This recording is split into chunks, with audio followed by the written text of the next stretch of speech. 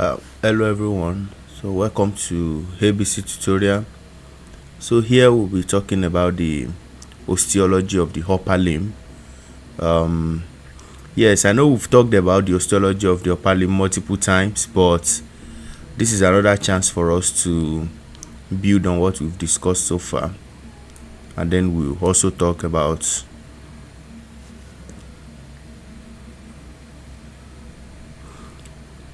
hopefully today we'll be able to finish the osteology of the upper limb. So we'll start from the clavicle, we'll talk about the scapula, the humerus, the ulnar and radius, the carpal bones, the metacarpals, then the phalanges.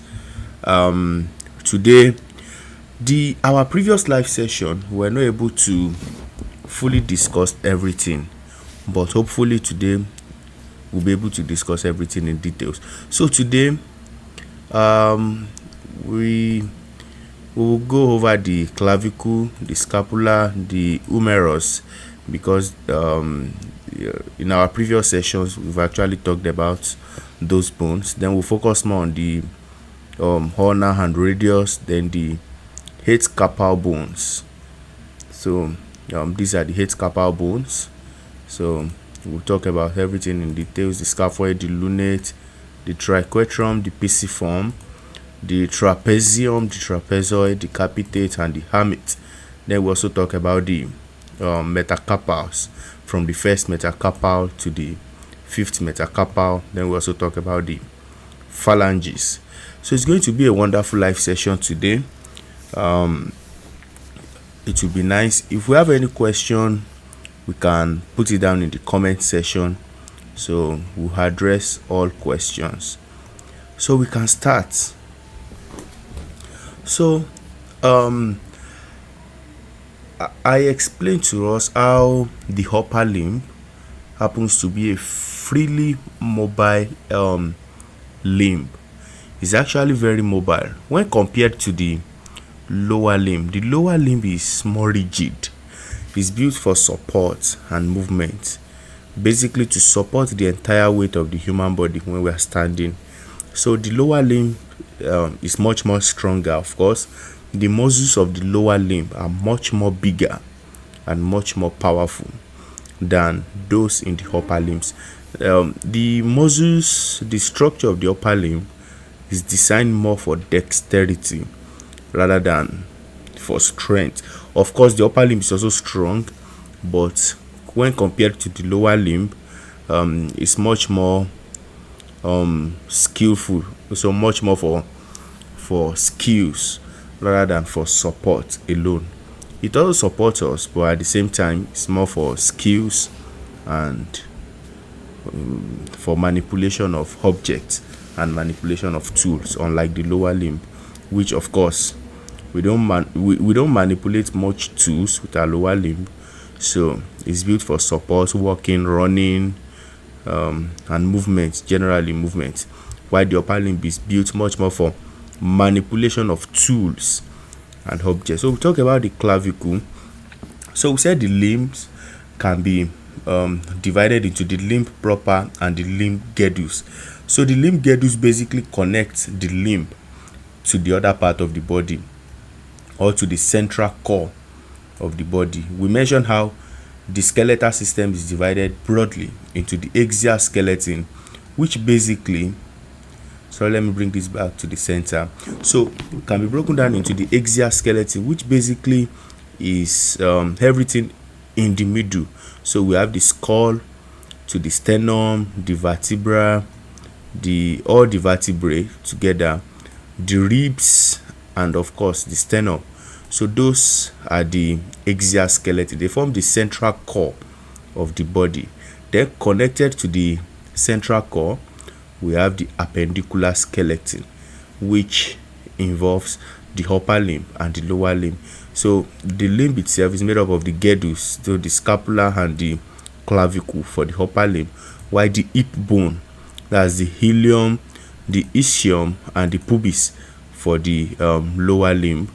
So we'll start from up, or from the proximal to the distal. Also, those are some of the things we need to talk about. So when we're talking about the limbs, Generally, proximal means closer to the midline or closer to the axial skeleton, closer to the central core of the body. Also, most of the movements in fact, all the movements in anatomy will be made in reference to the anatomical position. So we can see this skeleton, this model is in anatomical position. So we can see the arms are by the side. That's the upper limb which we'll focus on today. They are by the side. The lower limbs are parallel to each other approximately. The feet are widely spaced apart, and the palms, so the palms are facing forward. So this position is referred to as the anatomical position. So all movements, all structures are defined in respect to this anatomical position. So if I said proximal and distal, we are referring to this particular position or the anatomical position. Okay, so now so we talked about the clavicle. So let's remove all so that we won't distract ourselves.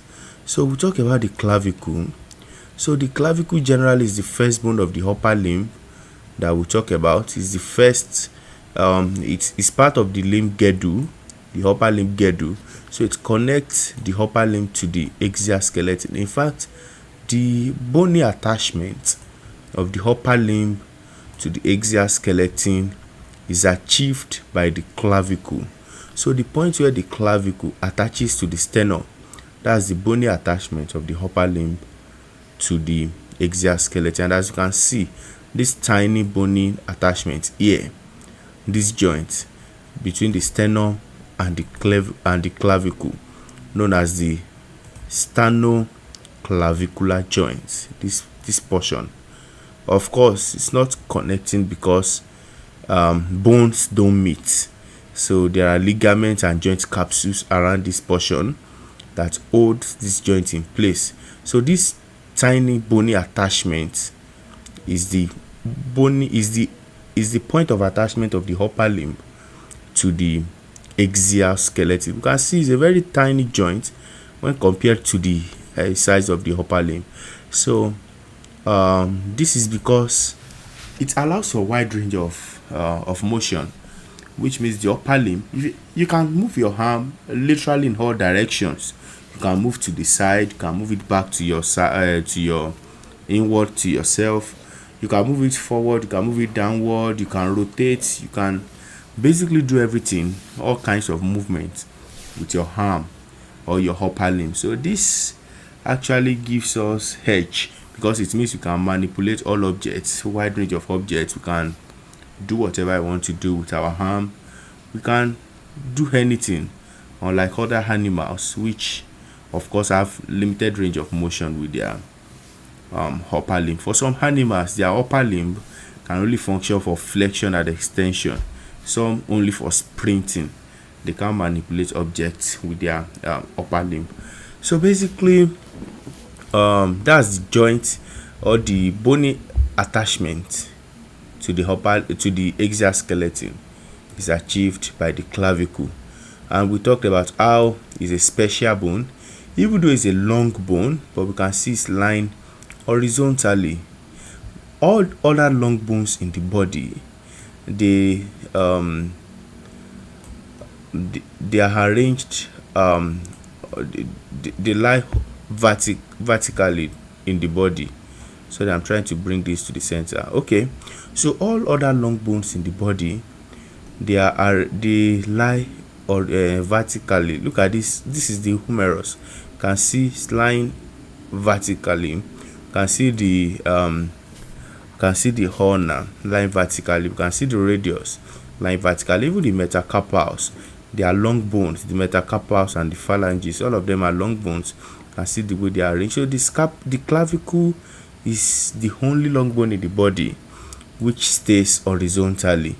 So we can see, so it's a long bone, but at the same time it lies horizontally in the body.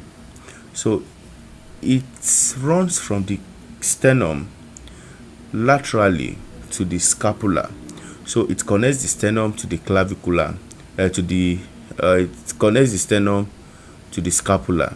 So we can see it connects to the sternum at the sternoclavicular joint and also to the scapula at this joint called the acromioclavicular joint, because this process here is the acromion process of the scapula. So the acromion process of the scapula to the clavicle is called the acromioclavicular joint. The acromioclavicular joint. Then so we isolate it. We have the sternum, the anterior view, the lateral view. We talked about how the medial end of the clavicle is rounded, while the lateral 1/3 is flattened. You can see this is flattened, while this end seems to be rounded. In fact, that's another distinctive feature of the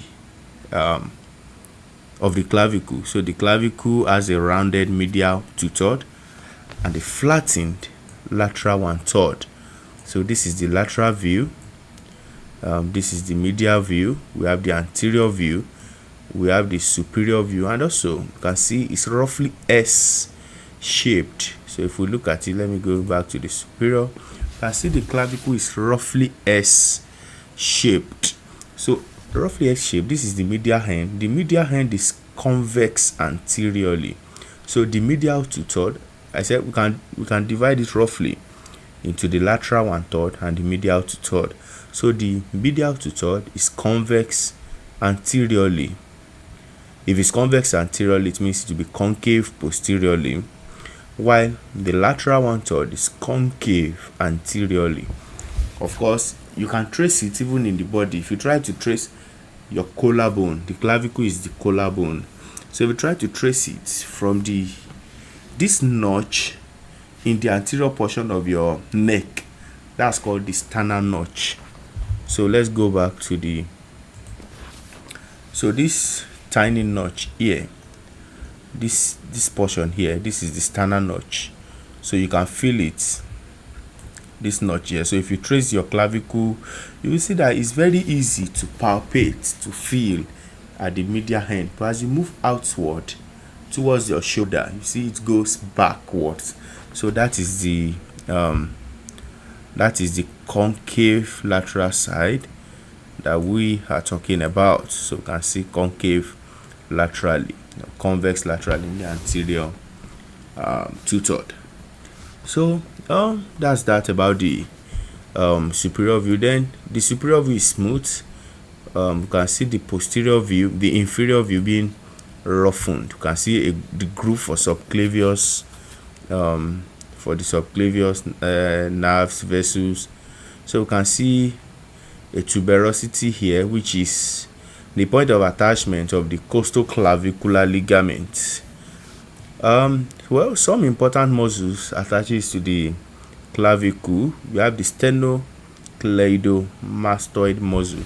So from the sternum to the clavicle to the mastoid process of the temporal bone. So the sternocleidomastoid muscle attaching right at the medial end of the clavicle. Then anteriorly, in the medial 2/3, you have origin for the pectoralis major muscle. So the pectoralis major muscle, which is one of the big muscles of the chest. In fact, it's the major big muscles of the chest. Your pecs, what we will call the pecs. Of course, if you love going to the gym, you've probably flex your pecs. Pectoralis major muscle. So the pectoralis major muscle attaches to the medial 2/3 on the anterior aspect. So this area from this point anteriorly, that's the point of attachment of the pectoralis major muscle.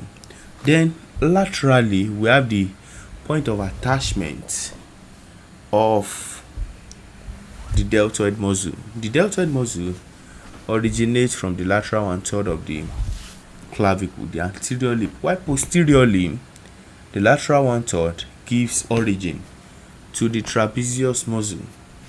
So we've talked about that. So basically that's a recap of what we talked about on the clavicle. I won't go into details on the parts and everything.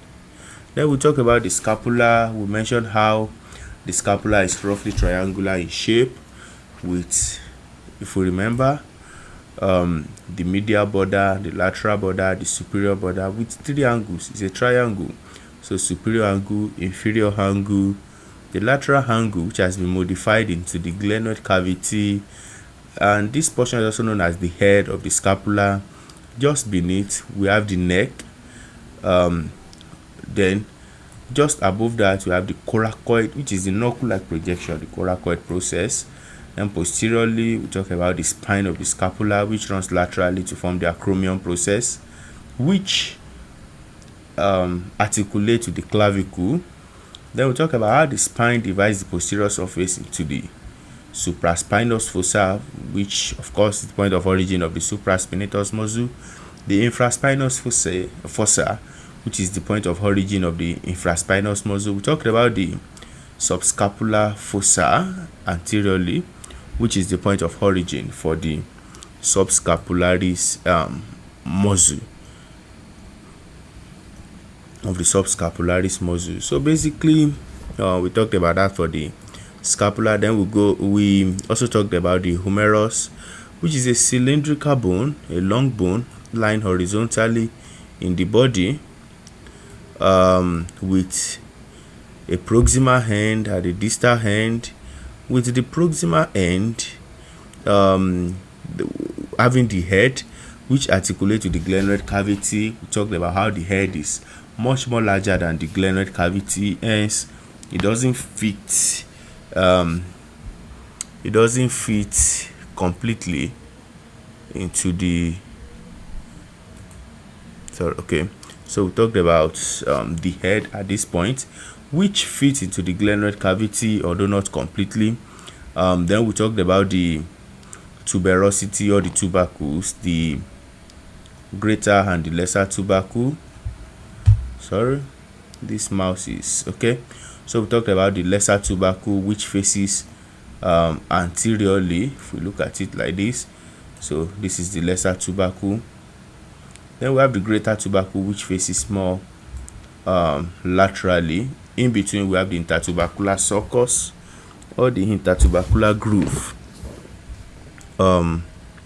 Then we talked about the anatomical neck, which lies just beneath the head. So this shiny part, this is the articulating head. Right just beneath that we have the anatomical neck. Then just beneath the tubercles we have the surgical neck, which is prone to fracture. We talked about how the shaft at the mid portion laterally we have the deltoid tuberosity. We talked about the distal end, which has the condyles, the trochlea, and the trochlea on the medial end and the capitulum on the lateral end.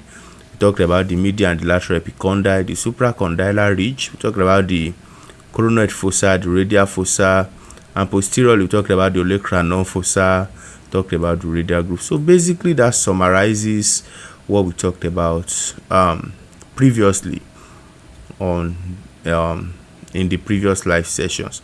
So today we'll be starting from the ulnar and radius. So sorry, I'm going to take a 1 minute break to sip a cup of water. Then we'll continue within the next 1 minute.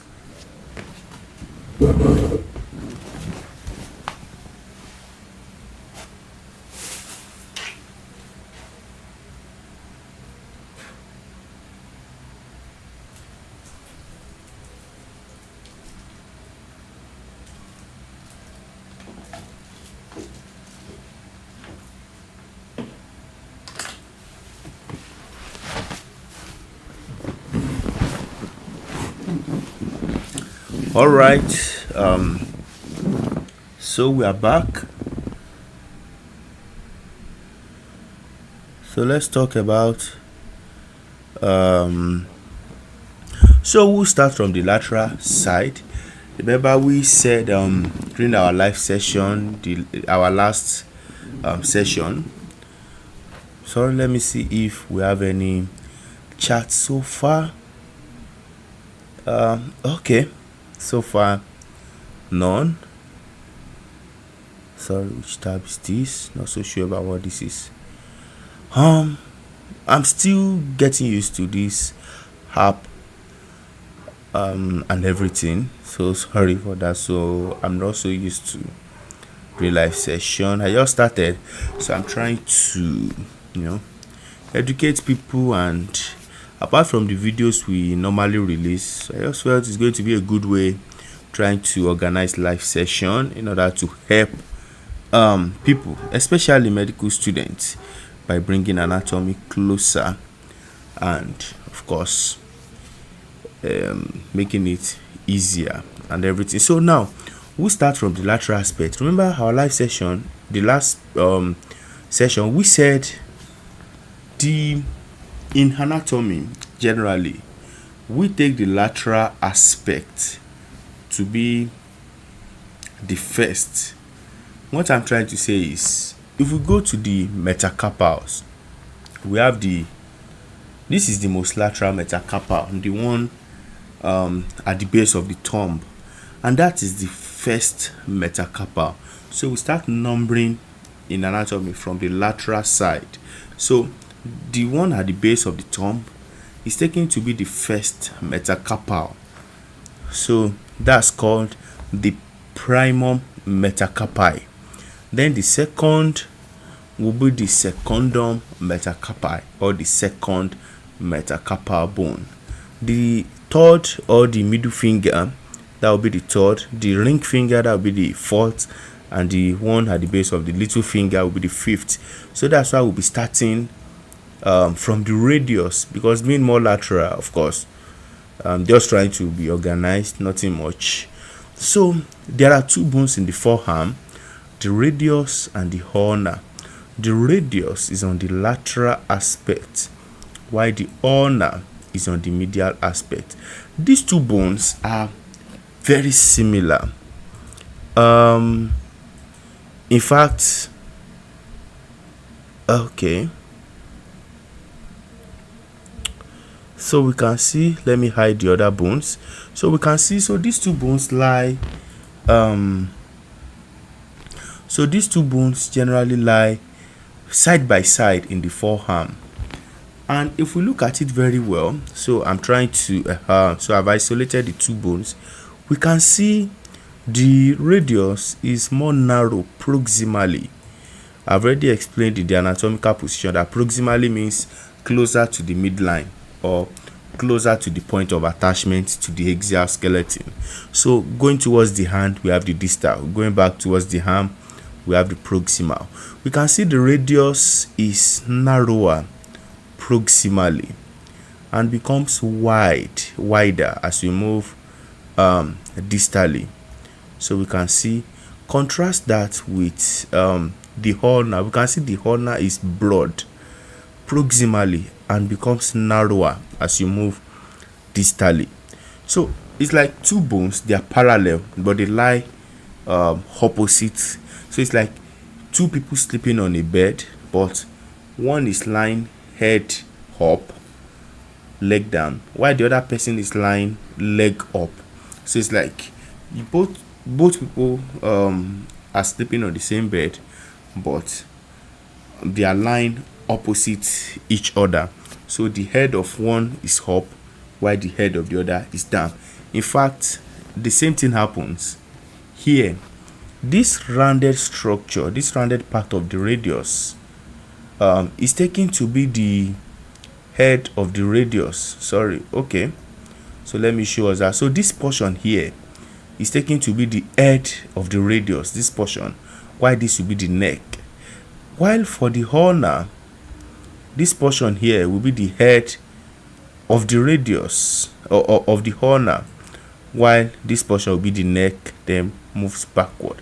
So both of them are lying parallel, but actually they lie opposite each other. So let me deselect the other bones so we can see them.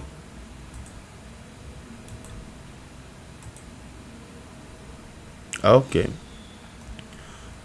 so now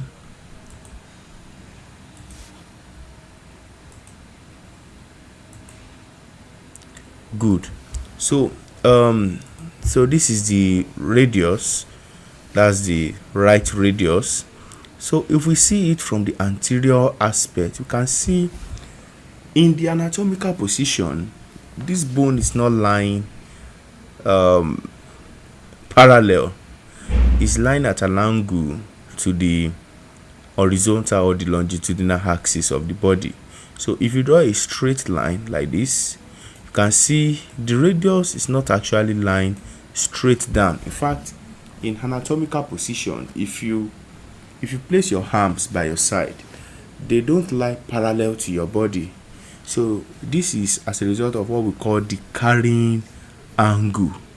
This is because of what we call the carrying angle of the elbow, which obviously in female is more wider than in males.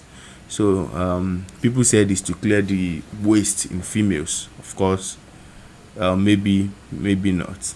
But what I'm trying to explain is the radius doesn't lie straight down. It actually lies at an angle. The same thing with the ulna, by the way. So they both lie at an angle to the horizontal axis of the body. So it has a head, a neck, then the body. So now in the body we have the radial tuberosity. We have the radial tuberosity here, which is the point of attachment of the biceps brachii. Now we've talked about this yesterday. We talked about how the biceps brachii is actually not even though it's located in the arm, but technically speaking, it doesn't originate and it doesn't insert on the humerus. We talked about how the long head of biceps originate from the supraglenoid tubercle. Let me see if we can mention or see that. Okay, I don't want to go to the muscle models now. We'll talk about that in later sessions. We talked about how this point here is the point of origin of the long head of biceps. Why this point here at the tip of the coracoid process is the point of origin of the short head of biceps. Then we talked about how both tendons meet at the mid portion. Of course, the long head passes through the bicipital groove while this moves across. Then the biceps brachii comes downwards.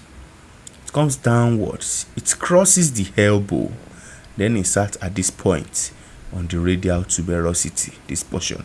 So it doesn't insert and it doesn't originate in the arm. It only crosses. In fact, the biceps crosses two elbow, crosses two joints. It crosses the shoulder joint and it crosses the elbow joint, then inserting on the radial tuberosity. So when people say, my arm was, the biceps is fortunate enough to pass through, but it doesn't originate or insert on the humerus. And in fact, it's not the major flexor of the elbow. Even though people say, I flexed my arm, you want to flex your muscle, you do like the Hulk, incredible Hulk. No, that's actually not your biceps doing majority of that work. The major or the primary flexor of the elbow joint is actually the brachialis muscle. So the biceps brachii majorly supinate the elbow.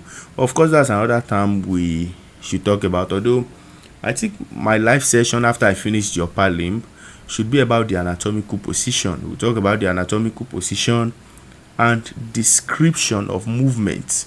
So my next live session, how we talk about the anatomical position, I will also describe I will also describe anatomical movement: supination, pronation, flexion, extension, circumduction, abduction, adduction, and all those stuff. They are interesting terms and they are very, very wonderful terms.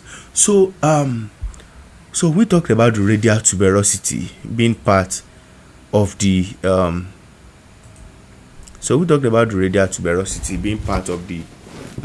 radius here.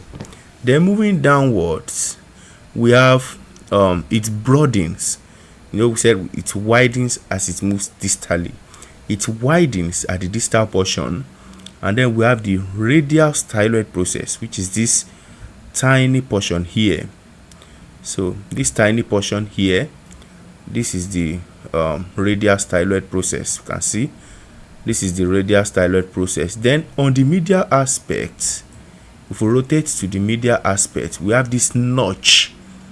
This is the ulnar notch. So it is the portion that articulates with the head of the ulna, while proximally the radial head proximally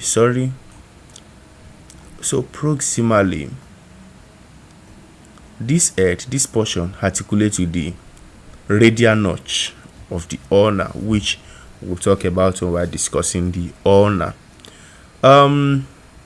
So the radius, of course, articulates with the ulna, the second twin, or his brother. Actually, I won't call ulna the little brother, because the radius is actually shorter than the ulna. It's a little bit shorter than the ulna, so I will call the ulna the big brother of the radius. In fact, the reason why they call it the radius, more like radial, is because it can rotate circular in a circular portion in the forearm during pronation and supination. Of course, I said we'll discuss that in later live session, but let me quickly mention that, you see, when your palm is facing forward in the anatomical position, that is supination. You know, in that position, if you flex your elbow, you can put something in your hand at that point. In fact, that's a mnemonic. We have a mnemonic for that in medical school. We say you can put soup in your hand in supination. So in supination, your palm face forwards, or if you flex your elbow, your palm face upwards, while in pronation, your palm face backwards, or if you flex your elbow, your palm face downwards. So we say you can put soup in your palm in supination, but these soup are prone to fall in pronation. So which means when you are carrying an object in your palm, that is pronation. But when you want to drop the object, when you want to make it fall down, then that will be pronation. So I think I tried to explain that. So what I'm trying to say is the movement of the two bones in the forearm, they are responsible for this pronation and supination, but majorly the ulna doesn't move. In fact, the radius does the majority of that movement. That is why it is called the radius, because of the way it moves. It rotates. In fact, this head, this rounded, you can see this rounded head rotates. So it rotates. There's a ligament, we call it the annular ligament. So it rotates inside that ligament. So the radius is mobile, it rotates, while the ulna is fixed, hence it is called radius. So it articulates with the ulna in the forearm. It articulates with the, let me go back so we can discuss that. So it articulates with the humerus. So this as part of the elbow joint. So we can see this radial head, this rounded or circular head, articulates with the capitulum, of the humerus. Then it articulates with the ulna. We can see, so this little depression on the ulna is called the radial notch. This joint is the radio-ulnar joint, the proximal one, because if we go downwards, there's another one downwards. So we call this one the distal radio-ulnar joint, while the one above is called the proximal radio-ulnar joint. So let's go back to seeing our radius in itself. So that's the anterior view. You can see laterally, you can see cylindrical, a long bone. This is the radial styloid process. If we go to the posterior view, you can see still these grooves on the distal aspects. They are grooves for extensor tendons. So the extensor digitorum passes through all these grooves to go and supply the fingers. Then medially, we can also see medially. So this is the medial view. So we can see this is the radial tuberosity. Then we can see the ulnar notch, which articulates with the head of the ulna. at the distal radioulnar joint. So we can go to the superior and inferior view. So we can see inferiorly and superiorly. So basically we've talked about the parts of the radius. So key features is shorter. Okay, we've mentioned that is the shorter of the two bones in the forearm. The name radius is derived from its ability to rotate. Good. It is classified as a long bone, and it has the proximal part, the body, and the distal part. It has the anterior surface. It has a lateral surface and the posterior surface. In fact, the medial aspect is actually a border. So it basically forms a border, which is the point of attachment for a membrane, which is called the interosseous membrane, more like saying interosseous membrane. If we break down the name, it means interosseous membrane. Inter means between, osseous means bone. So the membrane attaches two bones to each other, so called interosseous membrane. If we remember, we know tendon connects bone to bone, muscles to bone. Ligament connects muscles, bones to bones, right? So what connects muscles to muscles? Still maybe tendon. Okay, remember, muscles don't typically connect to each other. However, some muscles are made up of two bellies, like the digastric muscle, the anterior belly, the posterior belly of the digastric muscle, or superior and inferior belly of digastric muscles, connected by, okay, yeah, it's still tendon. So so we'll now go to the landmarks. The head, which we've talked about, this rounded portion is the head. Just beneath we have the neck, we have the radial tuberosity. We talked about the styloid process, the ulnar notch, and then the tubercle. So the radius is located proximal to the scaphoid and lunate bones. Okay, it's the lateral bone in the forearm. So let's go back and talk about the part of the radius in proper. So we've talked about the proximal portion. Sorry. Okay. So actually I'm using the trial version of this. I'm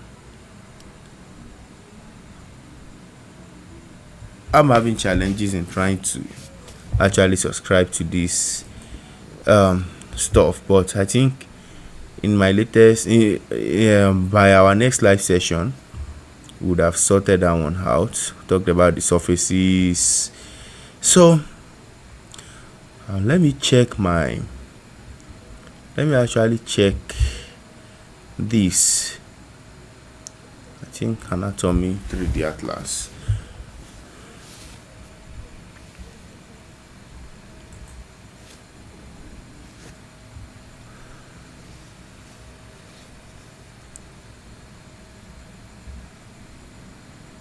Okay, so let's continue. So we've talked about the parts. So we talked about the head, the body, which actually extends from the head down to the distal portion, and this is the distal part. We've talked about the anterior, the posterior, and the inferior border. Then, so basically that's the osteology of the ulna, of the radius. Trying to bring this back so it won't the network.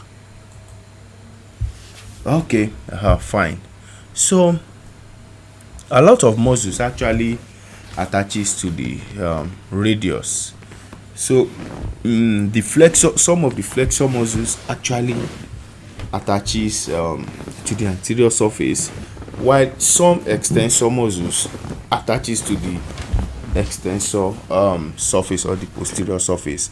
But we know most of the flexor muscle actually originate from the medial epicondyle. of the humerus, while most of the extensor muscles actually originate from this, the lateral epicondyle of the humerus, which is one of the reasons why overuse of the flexor tendons causes medial epicondylitis, while overuse of the extensor tendons usually causes lateral epicondylitis. So basically, we've summarized the osteology of the radius. So we'll move on to the ulna. So we can take let's take a minute break, more like a tea break. You can use to drink water or anything. All right, so if we have any question, we can put it down in the chat session, so I will try to answer that. Let me check and see. So far so good.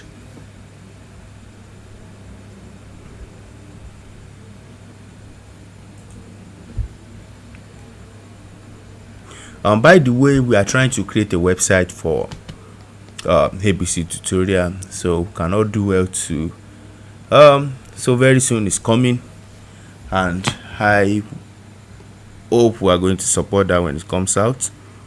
Yeah.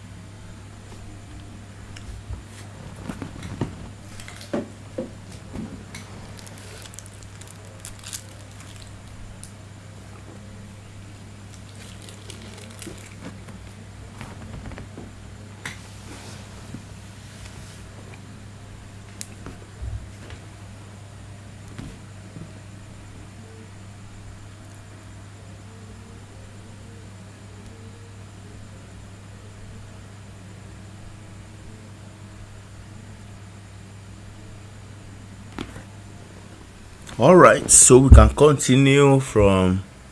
So the ulna is the second, just as we said, is the bigger brother of the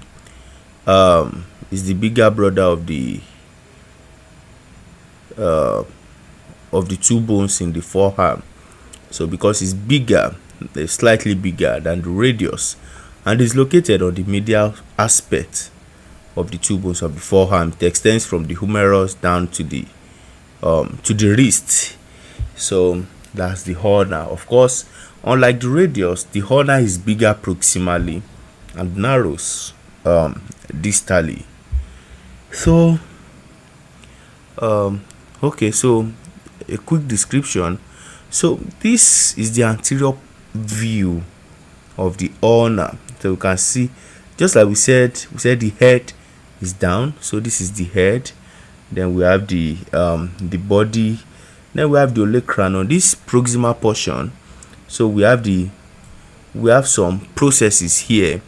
So these processes at the top is called the olecranon process, which actually fits into the olecranon fossa on the posterior aspect of the humerus. Then this tip is known as the coronoid process. Coronoid process. Then we have 3 notches here. So if we look, this notch here is known as the trochlear notch, because it fits. If we look at it, so we can see it fits with the trochlea of the humerus. So that's the trochlear notch. It fits into the trochlea. We can see more like what do you call this? Is it wrench? Yes, this tool, the wrench. We can see fitting. It looks as if you can even use it to unloose this bolt. So this fitting. So the ulna is fit to rotate. So in flexion, it rotates, flexion, extension. So in extension, we can see this is full extension. We can see the olecranon process fitting into the olecranon fossa of the humerus. and then during extension this rotates, and this tip, this is the coronoid process, then fits into this notch called the coronoid fossa of the humerus. So this is the coronoid process. So that's the trochlear notch. Then if we look on the lateral aspect, we can see this area. This is the radial notch. This is the radial notch. So it articulates with the head. We can see it articulates with the head of the radius. So this rounded head of the radius. So that's the head of the radius. Then so if we move downwards or distally, just like the radius, we can see there's a styloid process on the medial aspect. This is the ulnar styloid process. You can feel in your arm, you can feel the ulnar and the radial styloid process at the side of your wrist. The radial styloid process is a little bit more inferior than the ulnar styloid process. So it articulates with the humerus and with the radius.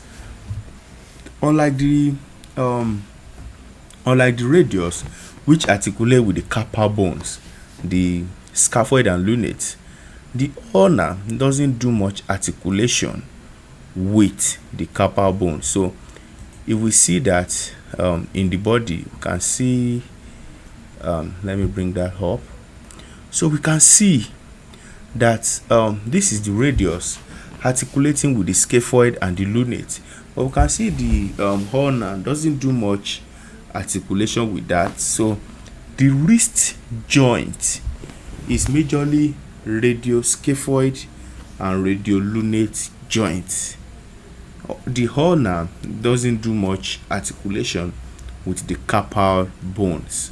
So basically the ulnar only articulates with two bones, proximally with the humerus and the radius at the proximal radioulnar joint, and distally at the distal radioulnar joint. So that's the anterior view.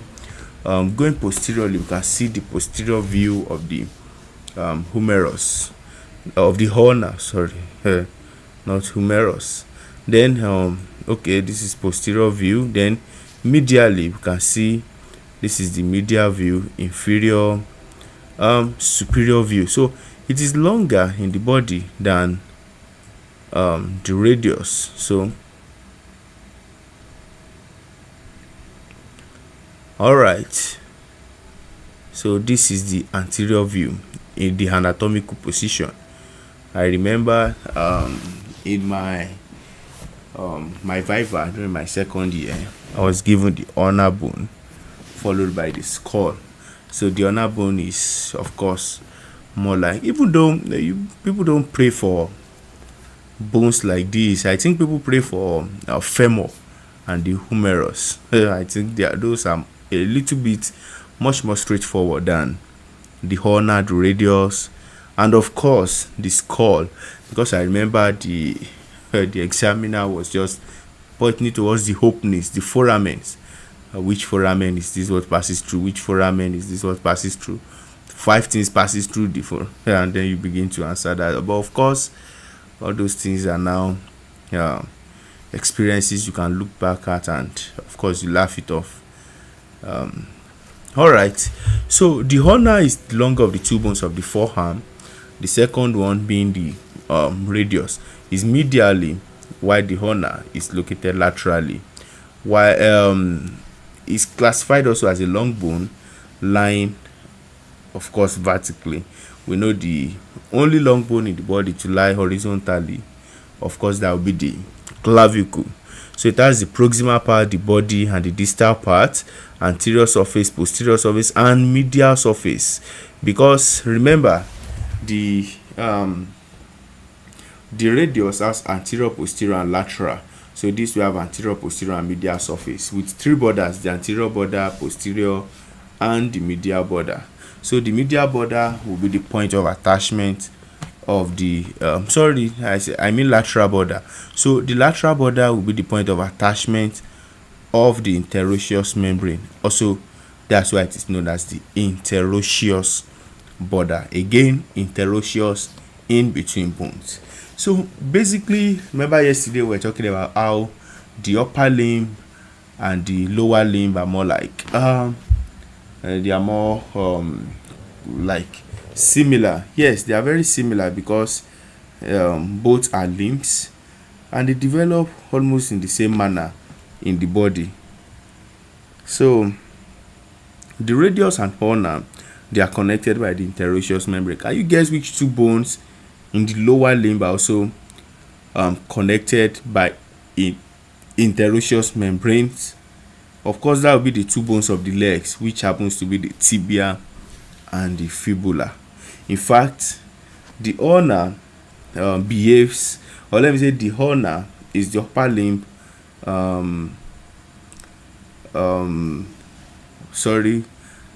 the ulna in the upper limb corresponds to the tibia in the lower limb, while the fibula in the lower limb corresponds to the radius in the upper limb. The only difference being that the ulna and radius are almost of the same size, although the ulna is slightly bigger, but the tibia is much more bigger than the fibula. In fact, you can survive without the fibula.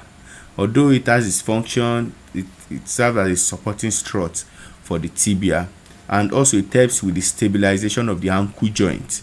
But what I'm trying to say is the fibula is very small and relatively not so much, doesn't have as much functions as the radius in the forearm. Remember, the radius is even what is responsible for our pronation and supination. So without the radius, we can't carry soup in our palm. Just like we said in supination, of course, you can put soup in your palm, while in pronation they are more prone to fall. So basically, that's that. So what I'm trying to say is the ulna, the radius corresponding to the tibia and the fibula.